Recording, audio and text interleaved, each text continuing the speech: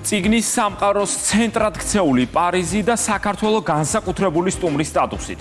წიგნის საერთაშორისო ფესტივალი დასრულდა. გრან პალეს ლეგენდარულმა სივრცემ მსოფლიოს 50 ქვეყნიდან 100,000-ზე მეტ ადამიანს უმასპინძლა. ფესტივალს ყოველწლიურად ერთი საპატიო სტუმარი ჰყავს. ქვეყანა, რომელსაც შესაძლებლობა აქვს ყველაზე დიდი პავილიონით წარუდგინოს საკუთარი კულტურული და ლიტერატურული მემკვიდრეობა საზოგადოებას. ამით კი მსოფლიოში ცნობილი გამომცემლებისა და მედიის ყურადღების ცენტრში მოექცეს. წელს ეს განსაკუთრებული ადგილი საქართველოს ერქვა. ის, რაც ქართული კულტურის შესახებ ლიტერატურას დარჩა სათქმელი, საალგავოში პარიზის ყველაზე პრესტიჟულ სცენაზე მუსიკალურად წარმოადგინეს ქართველმა და ფრანგმა არტისტებმა.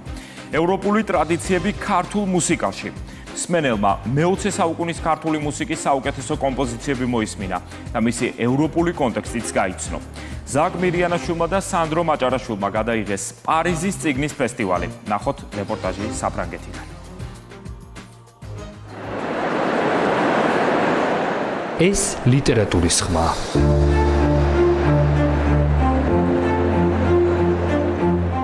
ლეგენდარული გრან პალე პარიზის წიგნის ფესტივალის მასპინძელია. მინის გუმბათის ქვეშ გაერთიანებული 100,000-ზე მეტი ადამიანი კულტურებს შორის იმ ლიტერატურულ ხიდს წარმოადგენს, რომელსაც დრო ვერაფერს აკლებს. აქ წიგნები მხოლოდ თაროებზე არ დევს. ისინი მასშტაბურ დისკუსიებში ცოცხლდება და ასე ერწყმის 50 ქვეყნის ეროვნული იდენტობა გლობალურ კულტურას. პარიზის წიგნის საერთაშორისო ფესტივალს ყოველწლიურად ერთი საპატიო სტუმარი ყავს. ქვეყანა, რომელიც ფესტივალზე ყველაზე დიდი პავილიონით წარსდგება და მსოფლიოში ცნობილი გამომცემლებისა და მედიის ყურადღების ცენტრში ექცევა.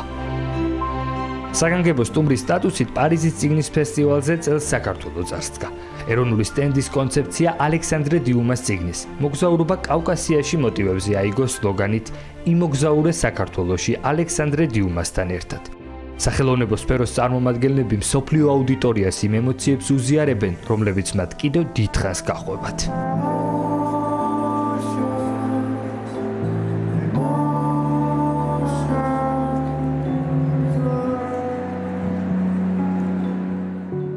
აგორაზე, რომელიც ღონისძიებების მთავარი სცენაა და პირდაპირ ეთერით საფრანგეთის რამდენიმე არხზე გადაიცემა, ფესტივალის დირექტორმა პიერ იუ ბერენგენმა და საფრანგეთის კულტურის მინისტრმა კატრინ პეგარინ წიგნიერების ამოცანების განხილვის შემდეგ განსაკუთრებული მადლობა საქართველოს წარმომადგენლობას გადაუხადეს.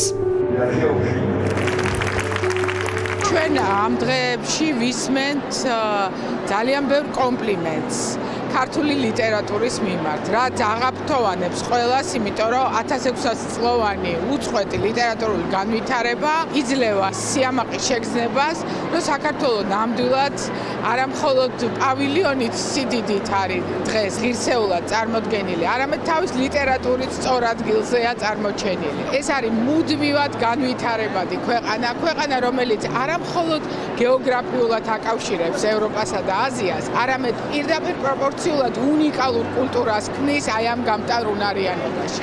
საქართველოს მწერალთა სახლი პარიზში მრავალფეროვანი ლიტერატურული და კულტურული პროგრამით, ფრანგულ ენაზე თარგმნილი 120-ზე მეტი გამოცემით და 10-მდე გამომცემლობით იყო წარმოდგენილი. ემოციები თუ არ სავსე, ჩვენ მარტო მწერლობა არ ჩამოგვიტანია აქ. აი ეს 200 კვადრატული მეტრი ფართი, რომელიც ჩვენთვის იყო გამოყოფილი როგორც საგანგებო სტუმრისთვის, ჩვენ გამოვიყენეთ იმისთვის, რომ წარგვედგინა ქართული კულტურა. მუცხოველები მოდიოდნენ და გვეუბნებოდნენ, რომ ჩვენ თქვენი ქვეყანა აღმოვაჩინეთ. თქვენ როგორი გრძნობების ქვეყანა ყოფილხართ, როგორი ემოციების. ეს არის მთავარი გამარჯვება აქ. ძალიან მოხარული ვარ, რომ დღეს შემიძლია წარმოგიდგინოთ მორიგი წიგნი ძმების დანევიჩების შესახებ. ძმების დანევიჩების უნიკალური წერილებისა და ალბომის პრეზენტაციას ილიას დანევიჩის შვილიშვილი დაესწრო. განსაკუთრებულია საქართველოს პავილიონი აქაურ ფესტივალზე. ახლა როცა ქართულ სივრცეს ვათვალიერებ, თავი სამშობლოში მგონია. ხედავ ფიროსმანის ნახატებს და ჩემი ბავშვობაც ცოცხლდება. ის ხომ ჩვენს ოჯახთან მჭიდრო კავშირშია. მადლობა იმისთვის, რომ ზდანევიჩებს არ ივიწყებთ. ქართველი ქალები, ანუ ამბები საქართველოდან. ასე ქვია რუსთავიორის გუნდის წევრების, კინოდოკუმენტალისტების თამარ მახარაძისა და მაია მაისურაძის ახალ წიგნს, რომლის ფრანგულმა თარგმანმაც განსაკუთრებული ინტერესი დაიმსახურა. საქართველოს ისტორიაში გაბნეული 33 ქალის ამბავის კალეიდოსკოპია, რომელიც ქალთა გაძლიერების გზაზე არაერთ მაგალითს გვთავაზობს. ვინაიდან ვართ დოკუმენტალისტები და მთელი ცხოვრება ტელევიზიაში გვაქვს გატარებული, ჩვენი თხრობა დოკუმენტური პროზის ტიპის უფროა, ვიდრე მხატვრული ლიტერატურა. ერთი ეპიზოდით მოყოლილი საქართველოს ისტორია, ქალების ამბავი. დამსწრე საზოგადოებამ და დაინტერესებამ ჩვენი სტენდით და ქართული წიგნებით და ქართული სიტყვით დამარცხნა იმაში, რომ ქართული კულტურა ევროპული კულტურის გზას ადგას ნამდვილად და მისი განუყოფელი ნაწილია.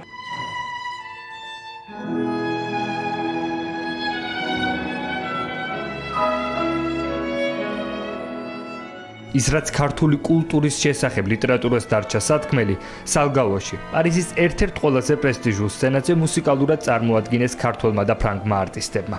მსმენელის წინაშე მსოფლიოს საოპერო ვარსკვლავები, იანო ალიბეგაშვილი და გიორგი ანტყულაძე, მევიოლინე ლელა მჭედლიძე და მეკო ქავთარაძის ახალგაზრდული კაპელა წარსდგნენ. პროექტი ევროპული ტრადიციები ქართულ მუსიკაში ნიკა ნიკვაშვილის ხელმძღვანელობით მაყურებელს მე-20 საუკუნის ქართული მუსიკის საუკეთესო ქმნილებებს და მის ევროპულ კონტექსტს აცნობს. საღამოზე საფრანგეთის მუსიკალურ სცენასთან არსებულმა ორკესტრმა ქართული შედევრები პირველად შეასრულა.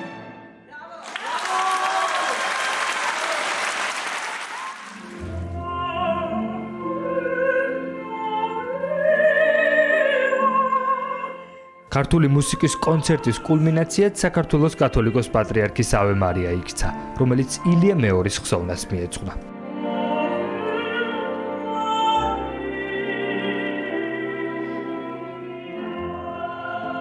ის ემოციები, რომლებიც გასული კვირის განმავლობაში ქართველმა ხელოვანებმა მსოფლიოს სხვადასხვა ქვეყნის წარმომადგენლებს პარიზის წიგნის ფესტივალსა და სალგაოს ლეგენდარულ დარბაზში გადასცეს, უკვე შეფასდა როგორც პატარა ერის დიდი ლიტერატურული ოდისეა.